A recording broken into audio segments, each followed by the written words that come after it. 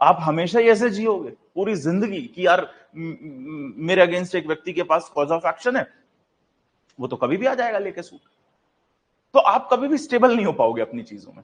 आप चीजों को उस तरीके, अब जैसे ये तो बात हो गई एक पर्सनल उसकी, ब्रीच ऑफ कॉन्ट्रैक्ट की बात अपन कर रहे हैं। प्रॉपर्टी का सोच के देखो, मान लीजिए एक प्रॉपर्टी है, एक बिल्डिंग है, अब उस पे मुझे पता है किसी और के पास भी कुछ अधिकार है और ये कभी भी आके कोर्ट से मुझसे ले सकता है। मैं उस बिल्डिंग का प्रॉपर यूटिलाइजेशन नहीं कर पाऊंगा, मैं उसमें मॉडिफिकेशंस नहीं कर पाऊंगा जिस तरीके के, क्योंकि मेरे को पता है ना कल को ये सूट फाइल करेगा, ले जाएगा। तो मैं भी अधर्म में, वो भी अधर्म में, दोनों अधर्म, और मैं तो ज्यादा जिसके अगेंस्ट सूट फाइल हो रहा है। मैं खुद भी उस चीज को उस तरीके से, मैं चाहता हूं इस चीज, या तो भैया तो सूट फाइल कर, खत्म कर, मामला निपटा, ताकि मैं आगे का जीवन देखूं अपना क्या है, रहेगी प्रॉपर्टी नहीं रहे कहीं एक तरफ तो हो जाऊंगा, अभी तो अधर्म में हूं।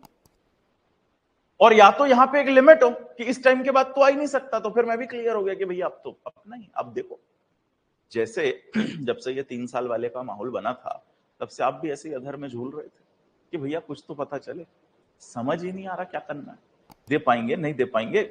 आप क्या कह रहे थे बता दो, ठीक है भले ना दे पाए, सबको पता था ये होने ही वाला है, बट ज्यादा खराब स्थिति कौन सी होती है, वो डिलेमा, समझ ही नहीं आ रहा कर पाएंगे, वो मिलेगा नहीं मिलेगा। ये होगा सब्जेक्ट मैटर के साथ, अगर ये लिमिटेशन प्रेस्क्राइब ना करी जाए सूट फाइल करने की, तो ये जो अधर की जिंदगी है इंसान यही जीता रह जाएगा।